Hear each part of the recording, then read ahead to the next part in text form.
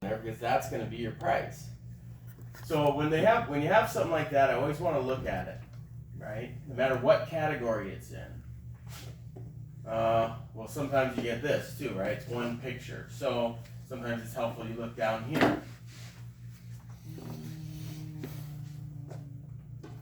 And it's a bank owned, right? Rio is a bank owned.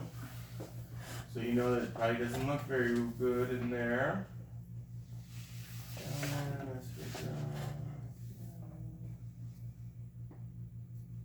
Okay, so that doesn't help me either, really. Right? So you're only required to put in one picture in the MLS. So sometimes these agents will do that. So you kind of really don't know. Sometimes you might even call the listing agent and say, okay, tell me the deal about this. What's going on here, right? Why is the price where it is?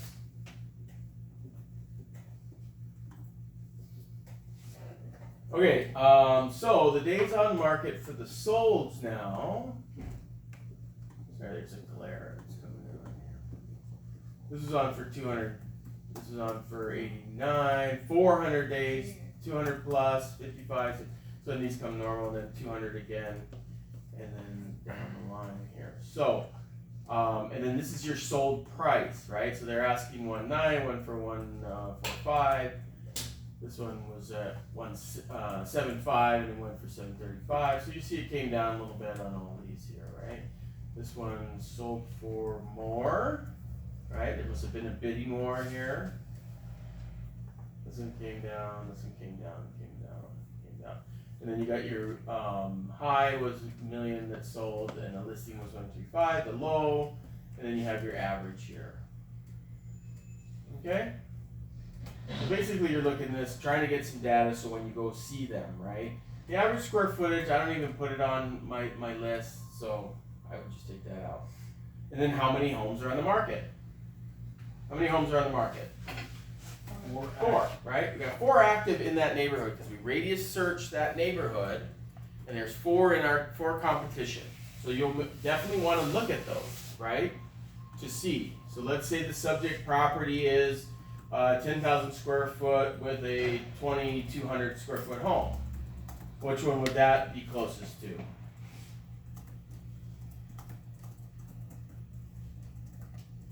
Active. The 33, Iki. Right, this first one, right?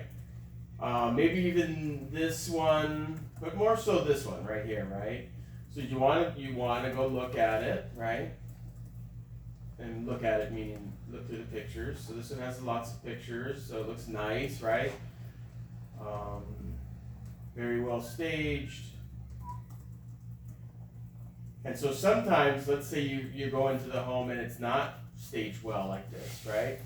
You might show them this listing and say, these guys are asking 1.3, right? If you're like, okay, there's no way they're gonna get 1.3, right? You show them what the competition is. This is 1.3, and you kind of let them have that moment, like, oh, okay, I guess I can't get 1.3 then, right? I mean, this one looks super nice, right? All custom and everything, new kitchen and all that. So you would pull this up at the. You could if you have internet and all that. Yeah, now all these have internet right in them, right? So you can pull it up right in front of them. This really speaks a lot of words, right? Right. And they look at that and like, oh, okay, well I guess I can't get that then, right? Because there's just not redone, maybe all original or something like that.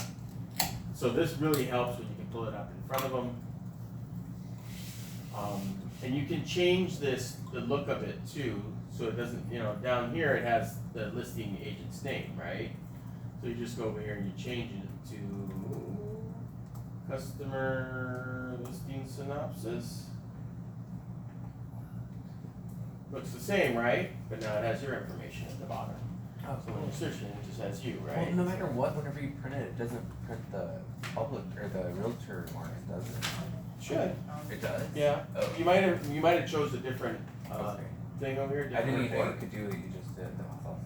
Yeah, so you use the customer synopsis, and then I'll put your information in there. So you make sure you load, a picture, and then I put the equal house and thing in there. Sorry, main church missed that. Can you show us that one more time? Oh, right here under reports.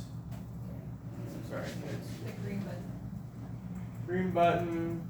scroll down to so there's a bunch of reports here, right? Under customer, agent will show the agent that's the listing agent on there.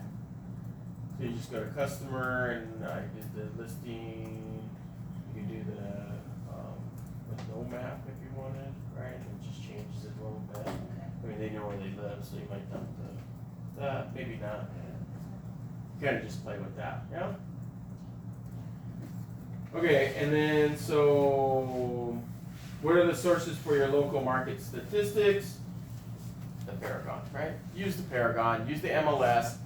You don't have to use Zillow or any of those other things. Go to the MLS because we know our data is correct, right? Okay. So we'll leave that up for now.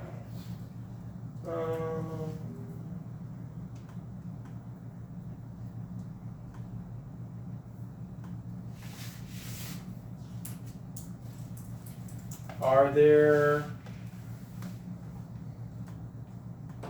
now when you get the list, you can use title companies and stuff like that to help you market it, right?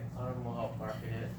Basically, we push internet marketing, right? We're not using Maui News, even though some people use it.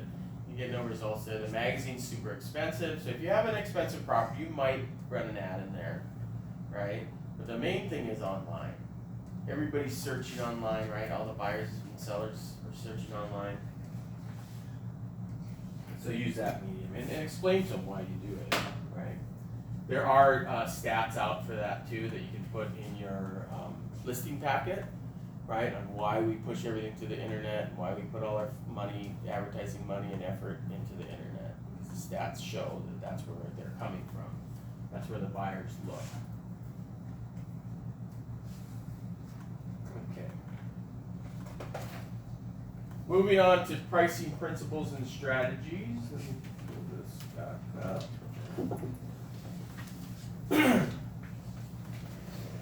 It's very important to grasp the I'm on page 14. In your next class, they're going to talk about staging and things like that, right? Staging the home. Sometimes, I mean, staging costs a lot of money, but a lot of times you can stage homes with just the stuff they have there by decluttering, right? And that's where we're gonna talk about being professionally honest with your sellers sometimes, right? Okay, so very important to grasp the following 6 critical strategies that set the stage for using pricing criteria effectively. Strategies are standards you need to bear in mind as you approach pricing any property. With practice, you'll absorb and internalize them. They'll become part of your real estate. So when you're searching, doing your fake searches and all that, look at them, right? And go like, okay, what is this price right? Right? Do the thought analysis for it. Why is this price like this? Is this too cheap? Is it too expensive? Or whatever, right? These guys are dreaming. Do that because that's your practice for when you actually sit in front of the seller and you're going to explain these stats, right? Or these listings. Know what sells. There's little point in winning a listing if it doesn't sell, right? To get the house sold for the most money in the least amount of time, it must be priced in the market. There are 2 determinations, price and condition, right? I've already said that. You got to look at what the product is, what the listing is, and does it match this price, right? Are we there? Are we going to be too high? That's why I always like to ask the seller what they think. What price were you thinking, right? Maybe they don't even know, right? So this is helpful for them because then they can see what price ranges they can be in. And you're really looking at the sold to determine a price, right? These are dreams. These are dreams up here, right? These are reality down here. Competitively priced properties must present in the best possible condition outside and inside the home, right? Drive by, right? You have a sign out in front, it's open 24/7. You want the front of the house especially to look nice, right? Whether it's hiring a landscaper to get it up to speed. And a lot of that is price, cost and time, right? They're going to look, maybe their budget's tight so they can't do a lot of that stuff. Well, they could weed eat or, mow the front or whatever, right? Competitively priced properties must present, the following graph shows combination of selling power, the right price, great property condition. Right, you're in the market down here in the corner, and then you get into no man's land, and then you're out of the market. So, it's not always like, well, just tell me what you want, right? No problem. The problem is you're going to be working that listing, and you're never going to sell it, right? The percentage of buyers who will look at property increases and decreases in direct proportion to the property's price compared to the market. Right? Pricing above market does not get you showings. You take the listing. What you want is a lot of showings and a lot of offers. If you get no showings, you know that you're overpriced. Right? Simple. If you're going into it and know that you're overpriced. Do you feel that's the same way though in higher end luxury though? Because sometimes it takes a little while to get, obviously, than a... Yeah, that's different, right? Because your buyer pool goes down. Right. Right? So that's kind of my... Well, I've been lucky to work with Dean, and so yeah. I feel like it's a little different. Right, because there was depending like, on 12 homes or something sold in all of that Kapalua area, right, Yeah. last year, which was high. Usually it's like 7 to 9, I think, Right, it's right? come back a little bit. So, right, you gotta have to take that into consideration too, right? If you're working in the luxury market, it's gonna be a little bit different on the showings. Yeah. But it helps when you call other agents and you ask them, oh, so have you guys, if you're gonna go in for a price reduction, right? Let's say, hey, have you guys gotten showings in the last month or whatever? Oh yeah, we showed this all the time. Okay, well, you know that you didn't get any of those, right? So you gotta do the research sometimes too. But good question, yeah. So you put it on the market, you get no showings, you're overpriced, right? Then you bring the price down. You start getting a little bit of showings, right? But not a huge, and you're doing your calls out to the other listings in the area and seeing if they're getting showings, and they say, yeah, we're getting a lot of showings. Okay, you must gotta bring it down, right? You want to get it to where you're getting the showing. You're getting enough showings to get some offers, right? Whatever they are, right? And then you're going to get one that works. Okay, so that's where your price range is. Now, if you price it and you get an offer the next day, that's good. That's not bad necessarily, right? And if the seller goes, well, we underpriced it, you can ask them what? How many days on the market did you want it to be on? Right? You wanted to sell it, and that's what I did. I got you sold, right? It's because we were priced right. It wasn't because we were underpriced. It's because we were priced right, right? If you get a full price or over full price, then maybe, right? But if they give you an offer right away, that's what you want. That's the right price. And sometimes you guys just don't know. You just throw it out there, right? But with lots of stats, because some neighborhoods you're going to search and there won't be stats. Some condo complexes, right? You're going to search, there hasn't been a lot of sales, so you're going to have minimal stats to run off of, okay? So you might have to use a neighboring like-kind complex. Okay, I'm on page 15. Know what the seller and you can and can't control. Important part of the pricing process to help your seller understand the agent and the sellers do not determine the price of their home. Okay, instead the market determines price. Pricing sales based on understanding what is selling. Once again, what is selling, right? Let's all read this together on the script. Mr. and Mr. Seller, some of the things you can control during the selling process are the condition of your property, the availability of your home for showings, and your position in the market. In the end, value is determined solely by what the buyer is willing to pay in today's market, based on comparing your home to others currently on the market for sale. I don't determine value, and neither do you. The market determines value. Does this make sense? Yet they're buying, right? Always that open question. Does this make sense? Well, no, it doesn't make sense. You're supposed to come here and tell me what it's going to do. Right? Well, I don't do that. The market tells us what to do. And here are the stats that show, right, where we should be. Okay? So work on that script. That's a good one, right? It's not up to you or the seller. It's what the market is doing. Understand the window of opportunity. Best chance to sell the home is when it first comes on the market, right? Your first 2 weeks. It's really when you want to sell that. Seller needs to be clear on this. There's a window of opportunity that opens and closes quickly. Following graph depicts how the buyer interest climbs rapidly when a listing hits the market, then declines after the first month. First few weeks are make or break it time, right? Activity level, when the most offers are received, you're looking right there at the week 4, 5, and 6. Okay? If you're getting no activity, you're probably overpriced. Almost always. Yep.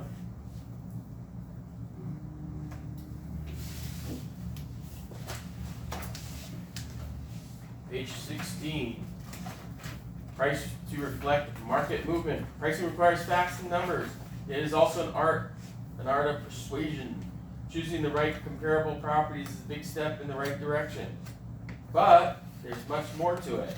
Your job as a listing agent is to help your sellers understand how the right price impacts the marketability and sustainability of their home, right? Marketability and sustainability are also determined by market direction, whether the market is going up or going down, right? And this will help you right here on and you can change this, right? You can look at the closing date. That changed it, so it's, you know, February, March, June, July, and so it's going up, right? So let's see the prices.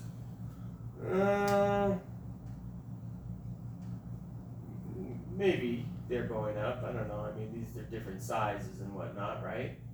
But you can see that it, right here, right? If you have enough data, right, this is helpful. If you don't have enough data, well, you kind of got to just see what it's doing.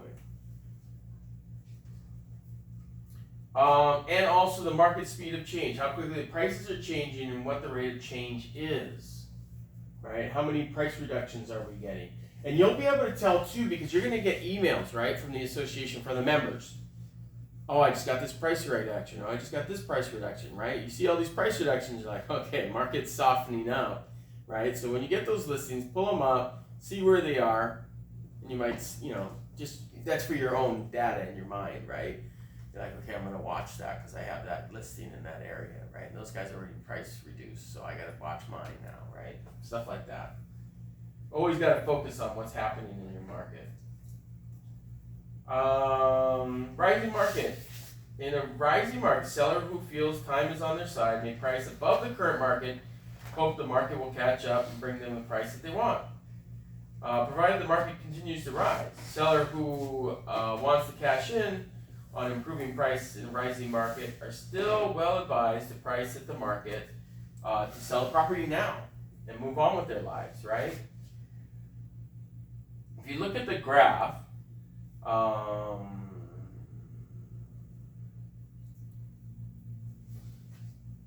you'll see the time on the market at the bottom, right, and then the price going up on the top. You don't know where the top is until it's already gone, right? So it's really about what their goal is, right? They don't want to leave money on the table, and you can understand that. But today's market is the price we're selling it at. Yeah, it may go up, it may go down, but what do you want to do today? You want to be closer to your grandkids, right? Or you want to downsize? Well, do it today, right? This is going to make you enough money to do it, right? If their margins are tight, well, then you might have to wait a little bit for the market to go up or something like that, right? If they can. Okay. In a declining market, when prices are falling, seller makes a huge mistake by pricing it too high, hoping to attract offers. Basically, what they're going to do is chase the market down, right? You're going to help them do that because you're just going to be price reducing, and you're chasing the market down instead of doing a big price reduction to get right under there, right? And then it hits. So remember that if it does, if you do get in that situation where it is priced too high, you got to be honest with them and say, look, we're priced too high. We're not chasing the market down. Let's get under that market, and here's what they're selling at right now, right? And we're way above, so let's get there, and then we'll hit. Because especially in condo complexes, you'll see that you have a bunch of listings there, right? And that's your competition. So you can just say, okay, well, this one we're the highest priced in the whole complex. we don't have to be the lowest price in the complex, but let's get in the mix, right?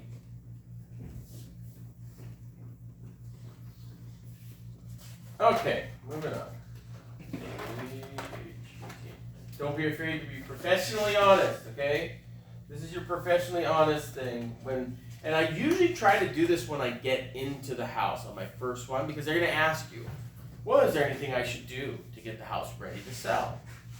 Right? And this is when you have your opportunity, especially if there's a lot of clutter everywhere and things like that. I had a listing, and it wasn't dirty, but there was just a lot of stuff, right, everywhere. So I tell them, look, if you can't get a storage unit or it's too difficult for you, put everything in the garage, right? Or put everything in a room or something like that. And so I tell them, hey, have you ever gone to a model home? And they say, yeah, most of them have. I say, that's what you want your house to look like. Because right now it's personalized to you, right? You want it to be just anybody's house, right? So that they feel free to buy it. They're not buying someone else's house. They're just buying a model house, right? Open to everybody. Which makes you take down the pictures, right? A lot of personalized pictures you're taking down. If they have a lot of appliances everywhere in the kitchen, take those, put them in the cupboards, right? Stuff like that. They're going to be moving anyway, so they can get a head start on it, right? I asked this one lady, she had all these figurines, right? It's a different listing. She had all these little figurines, like those Precious Moments figurines. And so I was like, hey, you might want to put some of these away. You're going to be selling, you're going to be moving anyway. It was like I told her to kill her kid or something. It was like, oh, okay, so I kind of had to buy it back a little bit. I'm like, well, you can leave a couple out, you know? Anyway, so be sensitive to that too. Price ready is hard work, but it's worth it because it'll get you the sellers to their goal. It'll get your sellers to their goal, and you'll make money for your business. Professional honesty is your best approach. It means understanding where the customers are coming from and being professional enough to stand up for them and tell them the truth. Market conditions, property condition, features, amenities, location, buyer and buyer's agent feedback, and comparable properties. That's the easiest one, right? You pull up a comparable. You say, this one's sold. And you kind of let them digest it, right? Especially with the pictures. You don't have to talk so much. You just let them kind of flip through the pictures and be like, oh, okay, I get it, right? This one was staged or whatever it was, right? To get them there. But it's a tough conversation to have because you might get attacked like the lady with the figurines. It came out of nowhere. I thought she'd be like, oh, okay, no problem, right? And she was moving anyway. Here's a short script to address the pricing honestly. Agent, do you want me to tell you the truth or do you want me to tell you what you want to hear? If a seller insists on a higher than market price, get agreement now, right? This is a huge one. Get agreement now that if you not have a bona fide offer in a reasonable period of time, maybe a couple weeks, right? You decide to reduce it. So what I usually tell them, I said, okay, well, let's start the price today, right? And in 2 weeks, we're going to meet again, and we'll see how the market's doing, right? Because you're going to go like, okay, I'm not going to get any showings on this thing, right? Right now, the inventory is pretty low, so you might get showings, but you're not going to get the volume. So you open that window up to allow you to go back in 2 weeks and get a price reduction, basically, right? Make sure, and this goes for any listing, but especially on overpriced listings, that you're keeping a log of everything you're doing, right? You put it on the internet, you send an email blast out, you take it on Caravan, you called other agents that are in the area, this and that and everything else. Because they're going to get mad at you because it's not selling, right? But you need to show them, hey, I've been working on this for you. I've been doing all these things. And they're going to say, well, what do you think it is then? Right? You can say, well, I think price too high. And we discussed that on the way in, right? Be cautious of not being adversarial with that, right? So you still want to sit next to them when you're discussing it. Always try to go in person. If they're on the mainland, obviously you can't do that. But when you're doing price changes, presenting offers, things like that, you want to try to get in person with them and get all the buying or selling people there with you, right? So you don't have to give the same speech again.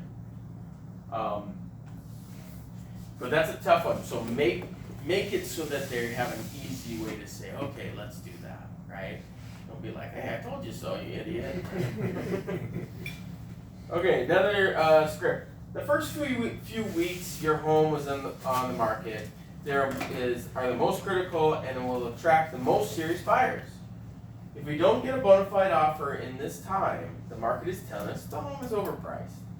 If after 3 weeks, this is what's happening, I go 2 weeks, do you agree to reduce the price to my recommended price to meet the market demand, right? So you can change that a little bit to your wording.